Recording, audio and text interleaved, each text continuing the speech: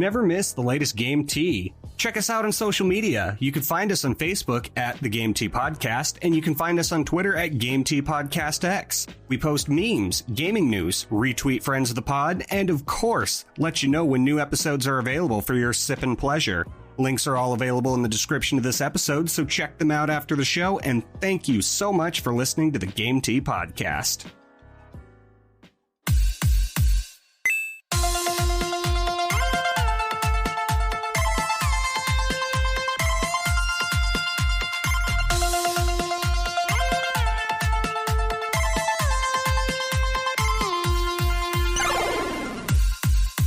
Okay, everyone, welcome to the Game Tea Podcast with Czar, me, and JP, who's still here for some reason. You're stealing my lines! Yeah, he is. That's really the intro. Okay. Fuck yeah, I get it. That's the intro. Yeah, we'll wait. Okay, so the Game Tea Podcast. God damn it, Zach. I feel like I shouldn't be the intro because it's the first one. That's fine. No. This episode is perfect. All right, take 84. The Game Tea Podcast. All right. The Game Pod Tea. So we've been doing this for a couple of years now. We have been making the Game Tea Podcast, the three of us, and even though for some of our older listeners, you know us, you know our antics, you know what we're about, right? We've got a lot going on right now where we're in a new studio.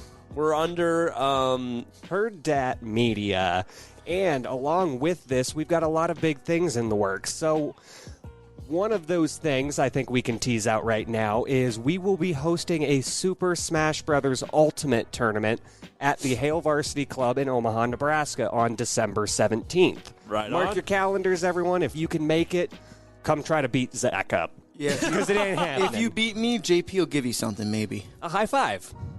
Oh, I was promising them more, if you know what I mean. Two high fives. 2 high fives at the same time. So the point is, we've got a lot going on for us. We haven't had the opportunity to just sit down and talk about us. Because let's be honest, boys, it's about us. It's about nobody else. It's not us. It's not a gaming podcast. This is about us. So as much as I'd love to take credit, I unfortunately cannot this time. Zach had the fantastic idea of allowing us to introduce ourselves a little deeper by coming up with a little Q&A about the Game Tea Podcast and its members. So, like, you guys remember, like, in middle school when you'd play, like, 20 questions with, like, you know, someone that you're interested in?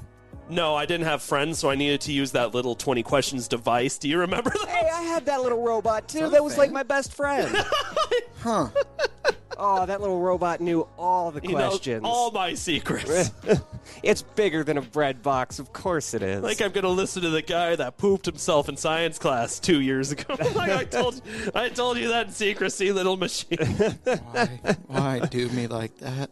All right. Okay, so, yeah, that's kind of the basis of it, you know. We're just a bunch of guys just doing what we can to, you know, pod away.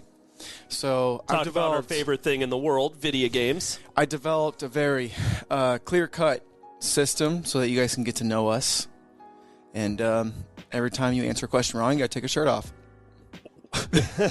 What? I've got several questions. First off, how many shirts are you guys wearing? Does that mean I have to put my shirt back on immediately after taking it off? It's pretty cold in here. Only if you get a question about yourself wrong. Dude, it's so cold in here, my nipples could cut glass. I don't want to take my shirt off. Fair. All right, first question. Are you guys ready? We'll let Zara go first, you know, just so we scare people a little. Okay. Are you ready? I'm ready. What is your earliest experience with gaming? What is my early experience with gaming? Earliest experience with gaming. 20 questions. Playing. It was I had a babysitter when I was really young, probably like 4 to 6 years old, and this babysitter had a Nintendo 64, and I would just be obsessed with watching the older kids play Donkey Kong 64. It was so scary to me. And like my most vivid memory is the Jack in the Box boss on the frantic factory level. That's my what you're earliest. talking about, but Okay. All right. Zach? my earliest would be I was in a Target parking lot. And I guess I really annoyed the crap out of my mom because I remember being in the back of our like green Suburban like 99. Like, I remember that thing. Some Pontiac GT, I think is what their vans were called. And it was just, it wasn't leather.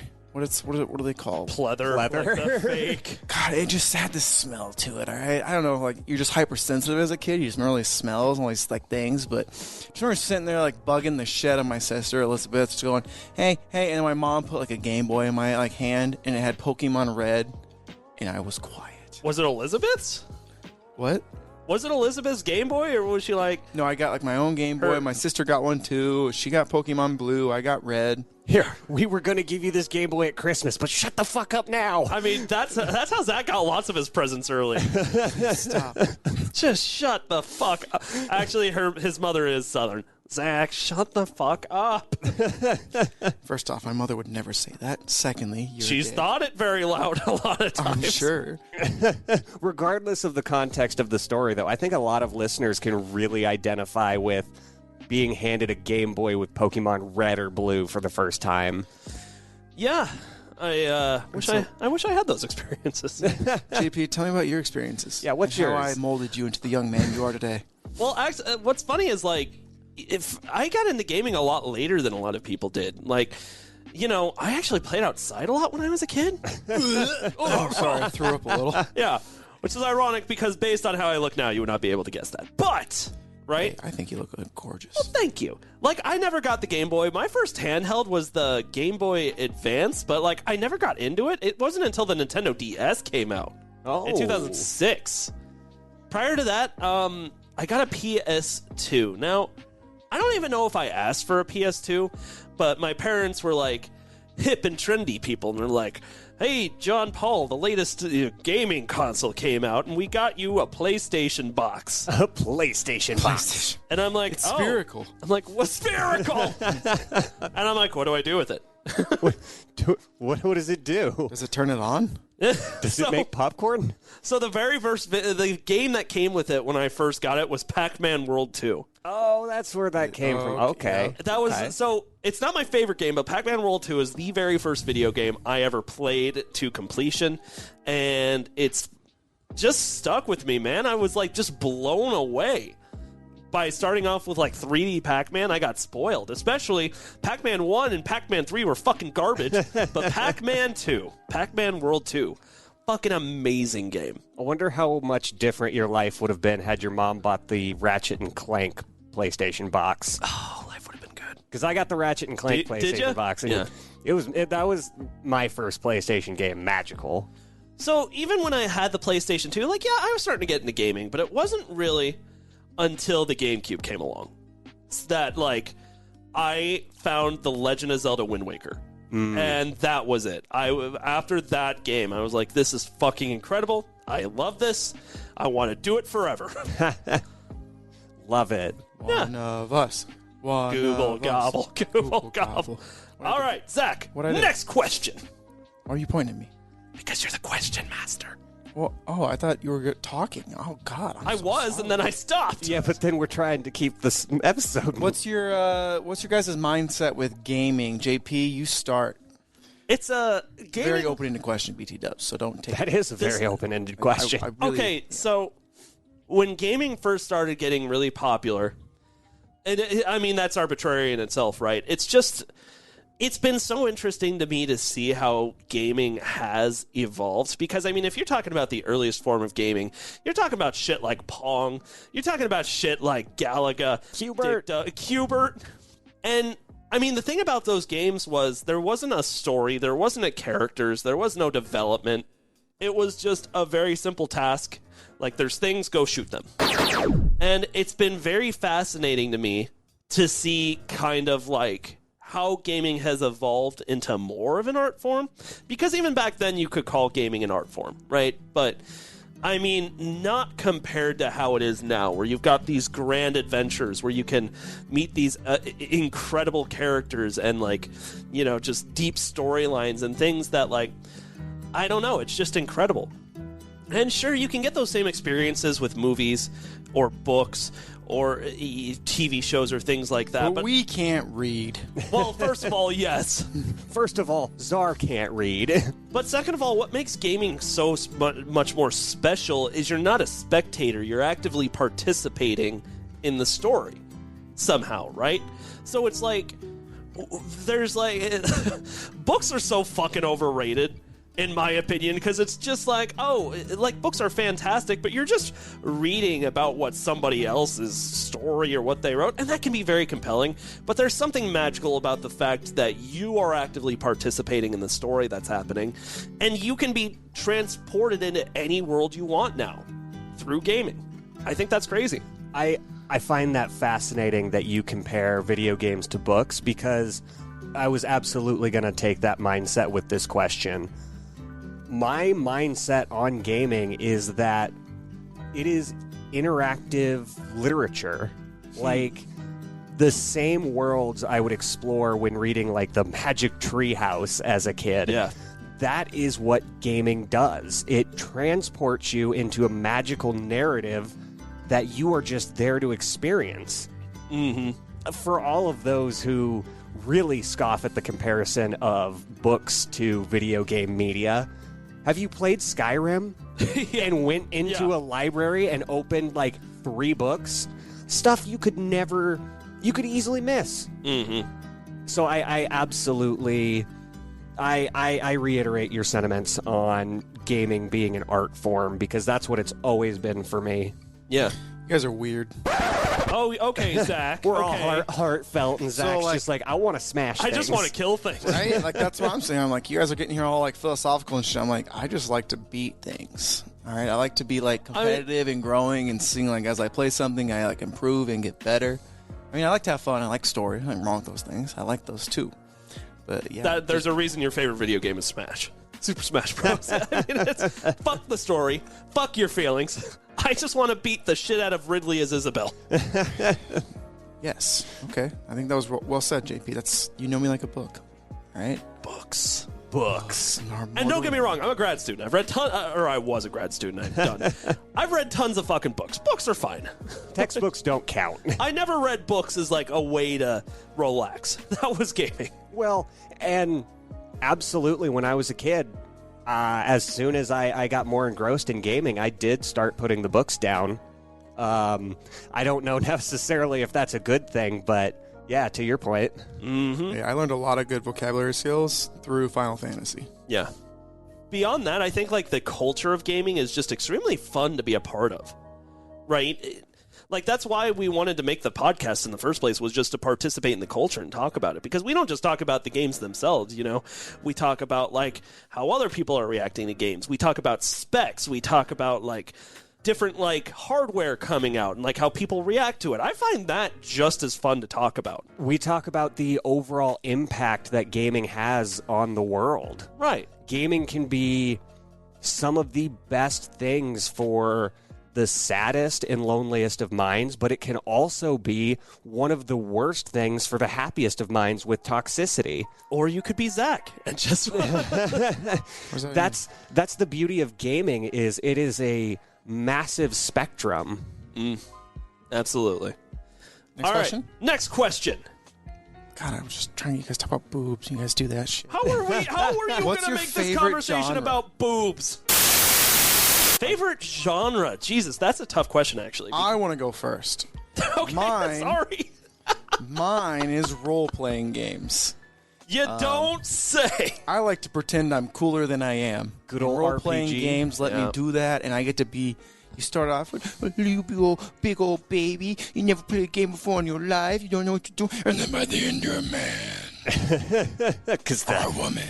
that's what a man sounds like. I'm Batman. Zach, here's an interesting question for you. What's your least favorite thing about RPGs? Thinking. What? Puzzle mechanics. No, honestly, puzzle mechanics are pretty up there. Because it's slow. Because you like fast paced, right? And a puzzle mechanic does the opposite. It slows you down to a halt. Yeah, just grinding halt. I really, really, really like my favorite thing is like when there's a really good talent system and you got to pick off and trade. And I love like just like min maxing a character, like just what's the like most bang for my buck, and then I'll play around. Unless it's like really, really cool and I'm missing out. Like if there's a really cool bit, like you get to throw your shield at somebody or you get to punch them a little bit harder. I'm gonna throw my fucking shield at them 10 out of 10 every time. But yeah, so yeah, that's my 2 cents. All right, now one of you talk. JP, what's your favorite and least Is it favorite genre and then the least favorite part about that genre, or just Yeah. least favorite genre? It was just something I wanted to add on because I think it's interesting to talk about. It's topical. And also it makes you self-aware, I guess, of like, it is so, I play so many different kinds of games. It's weird because, like, I've got a lot of niches as, like, one of the hosts where it's like I'm the indie guy, but I'm also the walking simulator guy. But I just don't think anything beats a good old-fashioned action-adventure game. Like, especially, like, the first video game that I've ever, like, really loved and adored was The Legend of Zelda Wind Waker.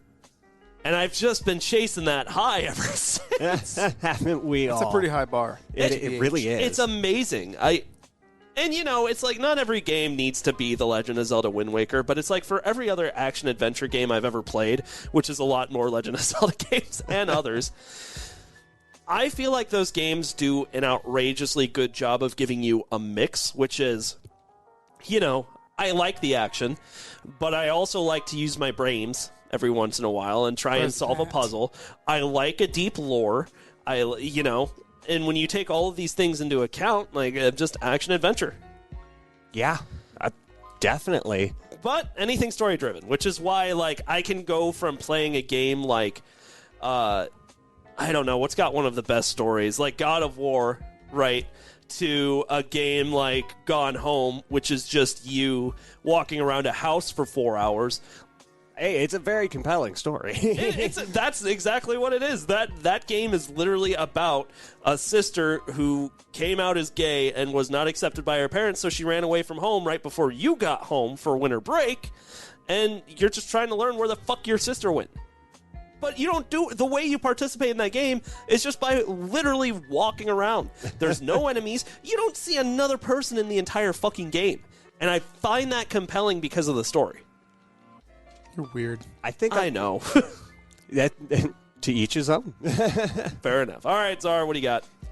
I've been trying to think of genres this whole time, but I keep coming back to the collectathon platformers. I cannot get away from them. Classics. They are my absolute favorite. There is something very OCD satisfying about watching all of your collectibles hit 100%. Dude, That's true. Like Banjo-Kazooie, Voodoo Vince, Yooka-Laylee. I eat those games I up. recognized one of those games. it's really funny, actually, because you're not a PlayStation guy now, but you had a PS2 growing up, right? I did. Did you play Jak and Daxter? I did. I did love Jak and Daxter. Fucking great. It really was. And for that game, it was collecting all the precursor eggs for me. The precursor eggs and the power cells? And the power cells, yes, of course. Of course. Ah, such magical, nostalgic adventures. Sly Cooper with... did you ever play Sly Cooper? See, I never really got too much into Sly Cooper, and that's kind of funny because it was the exact same thing, but I was always so scared of the stealth mechanics in that game. I hated getting caught and restarting a level. It felt like I was the one getting caught and in trouble. The stealth mechanics were simple, though. It was it was baby's stay first in the stealth. shadow until person turns around, leave and hit them with stick. But I was That's like, as complex as it got. I could wait and sit in the shadows to hit someone with stick, or I could play Ratchet and Clank and use the Rhino to blow up a fucking city. No, he's got a point, JP. Whatever. Or the Peacemaker. The Peacemaker. Oh, the Peacemaker. It didn't make peace, Oh, no, it did the opposite. but it eliminated the other. Well, actually, if it kills everybody and no one's left to hurt you, yeah, it's kind of peaceful. It's not a peacemaker, it's a pieces maker. Damn. That's deep. Damn. Yeah, I love Spyro the Dragon too. I don't know if we mentioned that one, but Spyro the Dragon. A classic, absolutely. RPGs and Spyro the Dragon. I think so. This next question is very loaded, and don't treat it as such. It's just kind of like as of today, what is your favorite game of all time?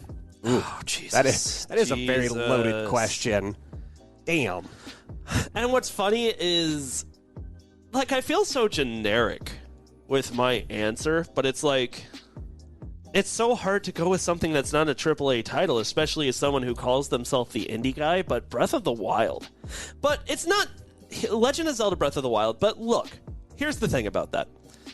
A lot of people got into Zelda because of Breath of the Wild, and then it became their favorite game. Not not to be gatekeepy at all. Like, that's not what I'm doing. You're That's not getting what there. Keep going. I Keep know, going. a little bit. You're jingling those keys like a gatekeeper. Like, look, it's not just about the fact that The Legend of Zelda Breath of the Wild is as close to perfect as we've ever seen in a video game, arguably. It's also that getting to this point of Breath of the Wild, and its soon-to-be sequel, has been 20 years of Zelda nostalgia for me. 20 fucking years.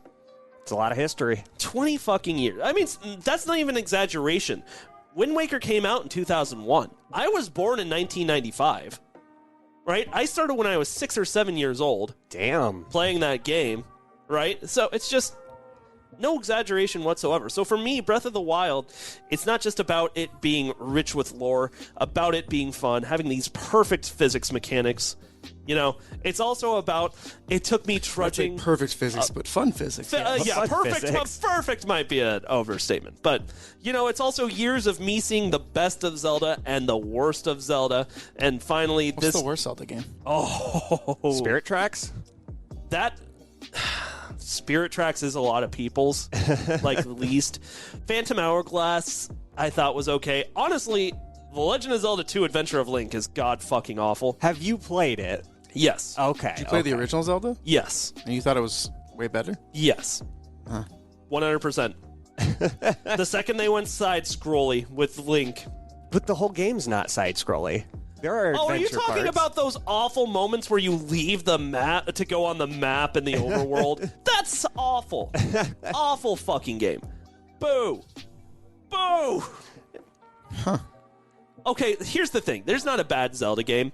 Some people really like the Oracle of Seasons, Oracle of Ages games, right? Oh, I remember Some those. people have fondness for, like, Link's Awakening. Some people even really like those DS games like Phantom Hourglass or Spirit Tracks. Minish Cap. Minish Cap was amazing. Minish Cap. I've played all of these games. Four Swords. I've seen the best Zelda has to offer. I've seen the worst Zelda has to offer. And I saw Breath of the Wild do every fucking thing right. Perfect down to the last minute detail. I mean, it may be cliche, but there's a reason why it won Game of the Year, and there's a reason why it's so many people's favorite game. So that's completely legitimate. It was a powerhouse title.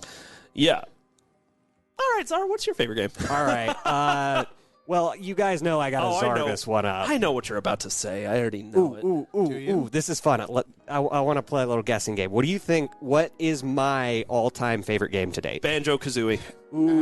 Alice return thing. Holy shit, Zach, you do know me. Alice? Really? Alice Madness Returns That's is it. That's what I to was saying. date my favorite game that I have ever played. It checks all of my boxes from the fantastic, like, whimsical nature of... Whimsical? Yeah, mixed in with dark, disturbing lore. It just checks all the boxes. It's a platformer. It's got the collecting aspect to it.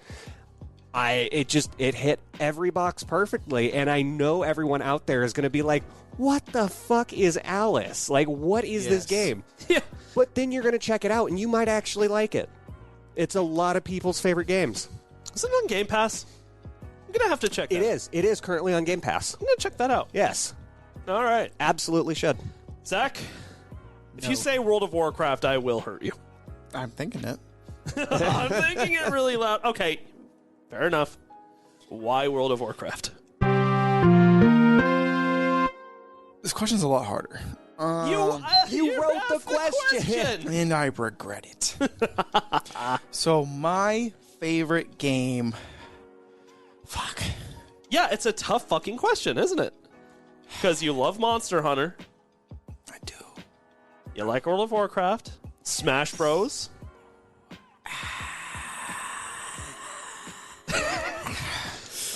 I love Pokemon Crystal. Pokemon Crystal, huh? But I also love World of Warcraft. Okay. But I also love Super Smash Bros. Okay. I am seeing patterns, by the way. There is a pattern. And Monster Hunter. And... God. Yoko's Island Express. Ghost of Tsushima. Ghost of Sushi. Yeah. I think I will go with World of Warcraft. Really? Begrudgingly. Begrudging. Is it a love or is it an addiction? It can be both. It can be both. It's very annoying. It's very much probably a cliche, but I do keep coming back for a reason. And I built a lot of friendships through it. It's pretty fun. That's beautiful, man. There's a Pokemon simulator in Friendships there, with real people, right? I hope so. I hope so. They say they're real. I pay $15 a month for them to be real. This shopkeeper is just so compelling with her stories about the eggs.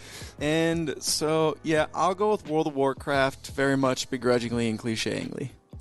I don't think that's cliche at all. If anything, I feel like most people whose favorite game is World of Warcraft would be embarrassed to admit that their favorite game is World of Warcraft. Yeah. But this is a safe place. We're a safe space for gamers. But no, like you said, though, there is a reason why you keep coming back to it, and you cannot discount the social aspect of that game, even though social interactions are not designed and, implemented by the developers. That just happens naturally. That's one of the biggest game features. That's true. And I mean, like, with Zach's level of gaming, too, like, I think what makes it hard is, like, Smash offers everything that he loves about gaming, which is getting better, learning deep mechanics to make yourself better, and beating your friends up. And beating your friends up. JP. Yeah. And I love getting shit on. I'm just gonna... Can you cut that? No. Oh, no. Oh, my, no. No. God damn it. Fuck, that's gonna be there forever. God, I hate it here. Zach, That's the internet for you. What other questions we got? Favorite Pokemon. It's totally not in there, but I want to know. Empoleon. Gen 4 starter. It's not a contest like every other gaming question. And it's not even to say every other Pokemon is mediocre. It's just to say Empoleon is perfect. The typing, A tier. The fucking look, S tier. I love everything about that Pokemon. All right? Not over-designed, not under-designed. Represents Gen 4 perfectly. Empoleon. The best Pokemon ever.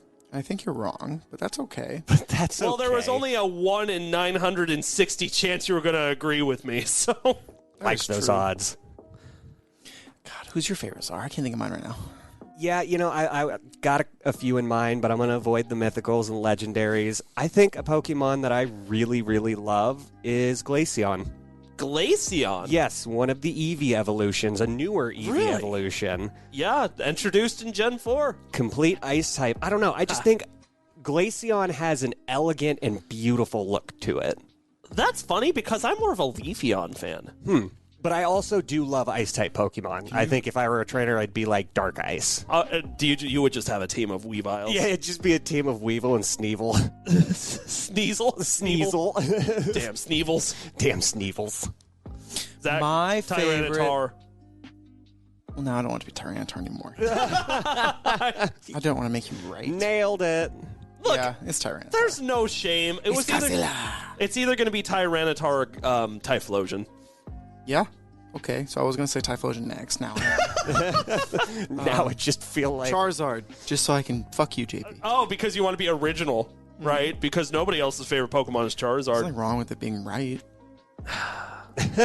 Look, okay, here's the thing about favorite Pokemon conversations. I feel like because of how big Pokemon is, everyone wants to have like a part in the conversation, but there's some people who just stopped playing after Gen 1 or 2, right? So that's where you get the Gen 1 supremacists who are like, oh my god, Gen 1 was just so good, no, the designs were good. Brother, have you seen Execute? Have you seen Magmar? Have you seen Voltorb? Pokemon Gen 1 is not any better or worse than most generations. And that's okay. It's just the first. And if you didn't play beyond those games, just say so. That's okay. the great thing about Pokemon, baby. There's a place for everyone. And it's really good, and you have a lot of games you could play. Yeah. Every Pokemon out there is someone's favorite. Dunsparce. Someone loves Dunsparce. If you are a Dunsparce fan, DM me. I've got a lot of questions for you. Go ahead and at the Game T Podcast X on Twitter. We want to know who you are. Who is that one person that is like, Dunsparce, yay! Dunsparce. It's my go-to. Like, you could say, like, oh, Bidoof. No, I've met people whose favorite, they love Bidoof. I mean, there's kind of an obsession about Bidoof. If anything, that it sparked because it's almost a meme, but then unironically, people started liking Bidoof. I think Pokemon Snap had a lot to help with that. All those Bidoof booty. But I've never heard one people even unironically say, I love Dunsparce. Or Stunfisk. Oh, actually, I have seen a couple people that do love Stunfisk because of how OP they are and like how little damage they can take. They're wrong, but that's okay. They're wrong. All right. What other questions? I'm just mad that you said Dunsparce isn't cool. What made you want to be known as the respective guy of Xbox and our PlayStation and our Nintendo? So I think the great thing about the three of us starting this podcast is like we started in the same position, but then started to kind of slowly move to one of the big three. And I mean, that's kind of like what made this work is just like the knowledge bases we have of specific consoles. Now, that's not to say that obviously, like the three of us have experience with everything, right? We're Nintendo fans, we're Xbox fans, and we're PlayStation fans. But I think what made me the PlayStation guy was like, if you want to have a conversation about deep lore and deep story, especially the deep story, I think the best stories are almost always introduced through PlayStation exclusives. Almost every fucking time. God of War, The Last of Us, Horizon Zero Dawn, Stray, Detroit Become Human, Uncharted, all of these amazing, fantastic fucking games with just a huge world, a huge story. It's almost always PlayStation. There's some examples of like someone else starting it, like, you know, Skyrim obviously wasn't a PlayStation exclusive. The Witcher started off on PC. There's a few examples, like Halo, that's an Xbox guy, right? But ultimately, I feel like the best of the best when it comes to story, PlayStation. They just nail it. Also, I like the hardware. You know, PlayStation 2, best-selling console of all time, best DVD player ever made. DVD player of all time. Not wrong. I know I'm not, but I don't know, man. Something magical about PlayStation. It's got the indies. It's got the big AAA titles. Jim Ryan hasn't done anything to piss us off yet. And a little bit. Maybe a little bit, but overall, man, I love PlayStation. Right on. I think that more than qualifies you to talk PlayStation. And not qualifies, but yeah. I really like how you started that off with we all on this podcast just have a love for gaming. Like we all know a little bit about a lot. Yeah. And this is where it breaks into the specifics. Like for me, I feel like I could be the residential Xbox guy here because I've always had Xbox. Like, I have had an Xbox original, 360, the One, and now the Series X. And I've just confusing how you said that. I know, right? That does not sound like the chronological order of the Xbox. Xbox is not good at naming their consoles. They just aren't. Really not. And I hung on through all of that. I hung on through all of that. I thought we would get like the PlayStation 720 or the Xbox 720 or something. Everybody thought that. All of a sudden, we get the Xbox One, and we're like, well, what happened to the OG? Whatever, I'm still having fun. Right. I've loved the integration, and I guess throughout going to school and growing up with the select friend group that I had, we all had Xbox, and so I just kind of leaned into that Xbox after that. Yeah, that makes sense to me. I mean, if you guys have seen my gaming collection, there is over like 200 to 300 physical Xbox games on my display. Including the digital only that you've got. Oh, I have so many digital only, especially after getting Game Pass. So, I mean, I'm one with the box, boys. One with the box? Is that a thing? We'll say that? It is now. I'm coining that term. I actually literally don't think I've ever seen anyone with a higher gamer score than you. Woohoo! At least, like, obviously, if I Google high gamer scores, I'll find somebody, but, like, out of, like, I'm a popular guy. I know a lot of people. Like, I've never seen... I'm a popular guy. I'm humble. I've been working on my gamer score all this year, and I'm really excited to share my gamer score at the end of the year when we do our big Game of the Year, End of the Year episode. I can't wait to hear it either. I'm sure it's going to be outrageous. I had a goal at the beginning of this year, and listeners, if you go back to our first episode released in January, I will tell you what that goal is. Yeah. We'll see if I achieve it. Zach, Nintendo. I think we already said it. It's my favorite because Pokemans. So I had that first experience. Super Smash Brothers. It feels like I can always play a Nintendo game with anybody. And so that's what I really appreciate about it, is I can invite someone over and we'll play a game. It'll be good. I've always called Nintendo comfort gaming because, like, people can tack on nostalgia, and that is true, but it's about a lot more than that. It's just like Nintendo is so fucking good at making games that are accessible, that people love, that people enjoy, that just feel timeless. The Mario Karts, the Mario Parties, Pokemon. Oh yeah, you could have any amount of people over, and you turn on the Switch and hand someone a controller, throw Mario Party at them. Everyone's going to pick it up in like 5 minutes. You have some people over, you throw an Xbox or a PlayStation controller and say, hey, let's play some Borderlands. Your friends aren't going to know what the fuck is going on. If you asked the question, what's your favorite gaming memory? It was Christmas morning when the Nintendo Wii first came out, because That was, yeah. oh my god, what a more, because it wasn't under my tree. It was because, you know, I don't remember at the time. No, if you remember at the time, but this console is fucking hard to get your hands on. My mom paid scalper prices, which, by the way, at the time were only $50 more than the dropping price, and that was considered high. So, Oh, how the scalpers have evolved. yeah, no kidding.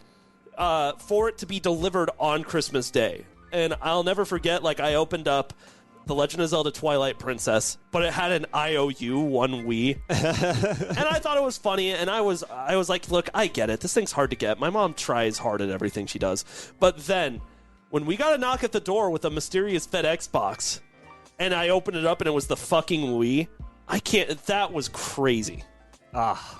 That's incredible. That had My to have favorite Christmas ever, favorite memory ever. been beautiful memory. Beautiful memory. Oh, Zach, this is about you. So Nintendo. Yeah, fuck you guys. But no, I think you said it. Like, honestly, everyone has some sort of Nintendo experience like that. It's just, they may not always hit, but when they hit, it's fucking magical. Plus, I can't play my PlayStation 5 in my bedroom when the PlayStation 5 is in the living room. You can do that with a Switch, baby. Well, you can now with your PlayStation Looks backbone. at your PlayStation Why don't you guys backbone. shut the fuck up and let me have a point? Can't I have anything here? No points for JP. Damn it. And yeah, do we say Smash Bros also? Yes, Smash you Bros. mentioned it a few times. And Smash. At me, bitches. Okay. And Actually, so- funnily enough, second favorite gaming memory ever, finding out Sora was in Smash Bros. Yeah. Well, higher than I thought you'd put that. Are you kidding me? That was magical. I mean, I would have put Banjo a little bit higher, but that's just me. All right. What is something that you guys know way too little about to be running a gaming podcast?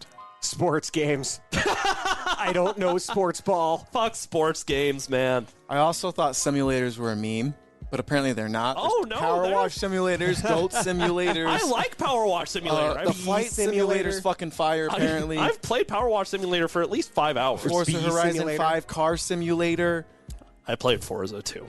I played it. It was great. I just still think It's it's a car beautiful. simulator. It's incredible. Like, if you want the best of the best graphics, car games go above and beyond. Forza, Car noises. Vroom, vroom. vroom, vroom. That's tough because I'm pretty, so smart. and knowledgeable and humble and good looking.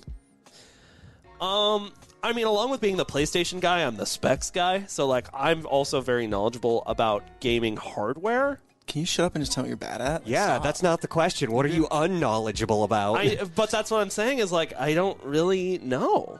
I would say JRPGs. I would say being humble. Fuck, dude. But JRPGs I've played. Octopath Traveler, Final Fantasy games. I've played Final Fantasy 7 and I played 15.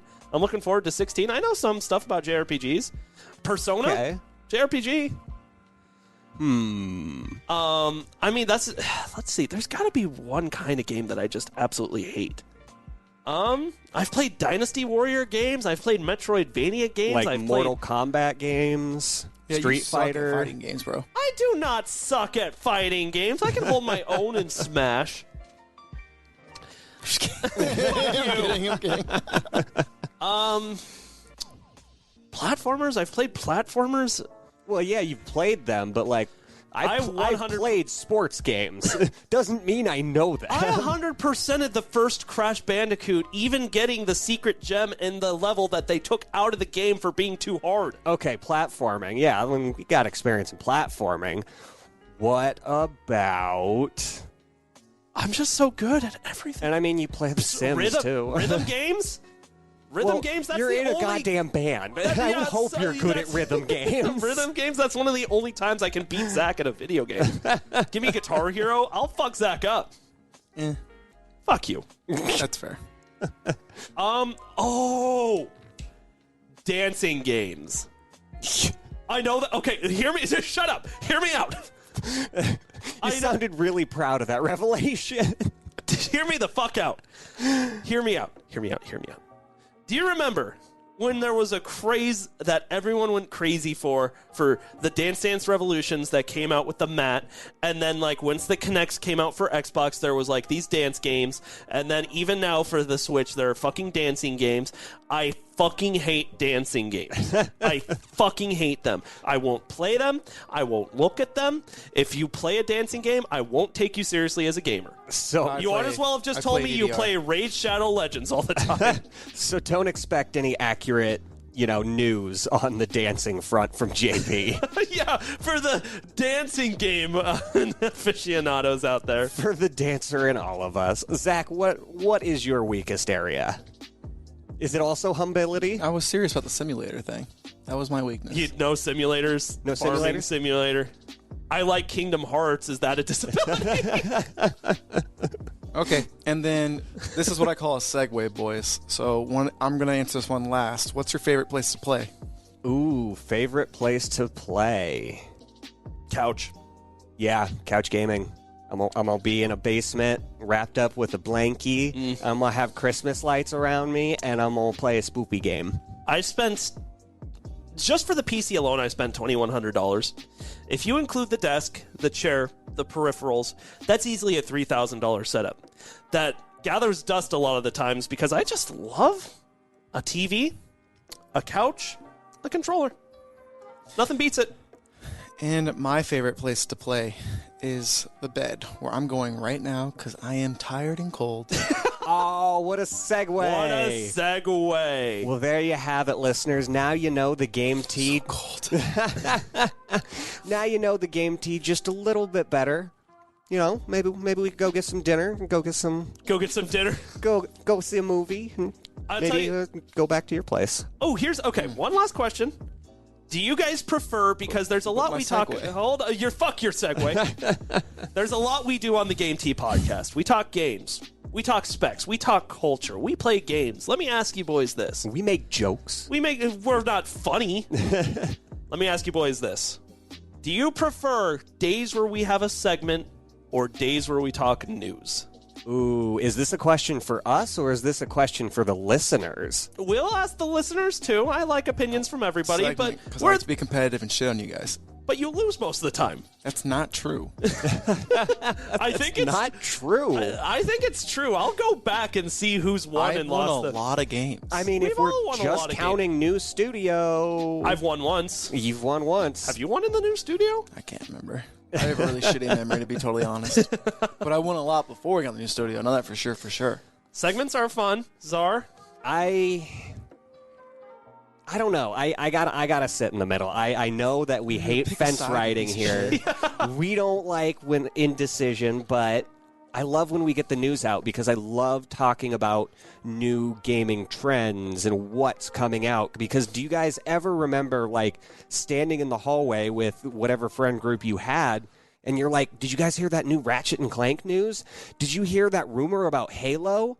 And like as you grow up, you don't get that anymore. You get to see the news, but you don't get to hear the take from your friends. You don't get to hear every angle from it.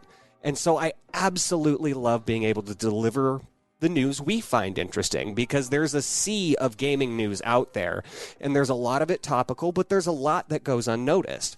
Like when Nebraska found over $500,000 worth of vintage SNES games. I can't believe Nebraska's actually good for something. Schnesh. Snazzy. What about you, JP? That was good, by the way, Czar. Yeah, that was good.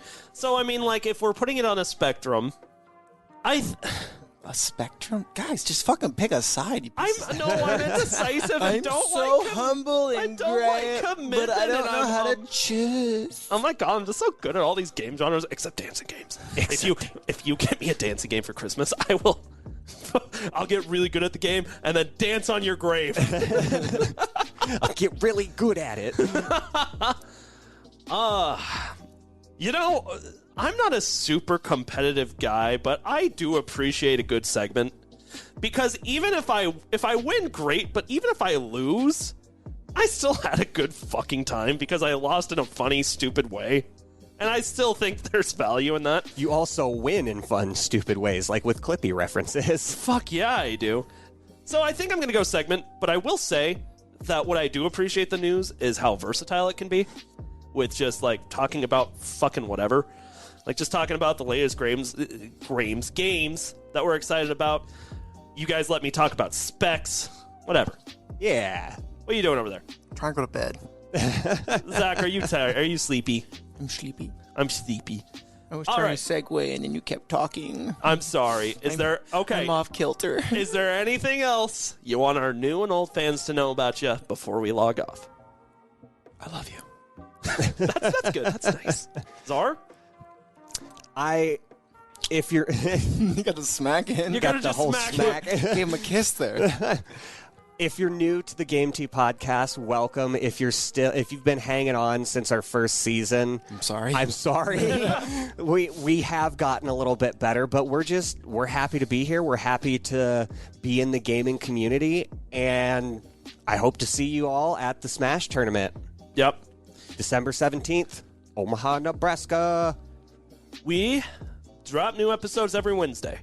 Every Wednesday morning-ish, most of the time. We drop new episodes every Wednesday. We drop segments. We drop news. We talk about stuff that's relevant and stuff that's not, that we just want to fucking talk about. And Fuecoco will be the best starter Pokemon in Pokemon Scarlet and Violet. You know what? I'm not picking Fuecoco, but I think I agree. If he turns bipedal, I'm gonna riot. It's already bipedal. It's a T-Rex. Fuck! I'm just kidding. At least that one makes sense, okay? Did you hear the power in that fuck? Like Embor, they were so close. You were so close. No more Pokemon talk. We have talked too much Pokemon. All right. Now, you're going to get sick of hearing this. I'm going to say it one more time. Thank you so much for listening to another episode of the Game Tea Podcast, and we will see you in the next episode. And you just got your Game Tea. Bye. A Huda Media Production.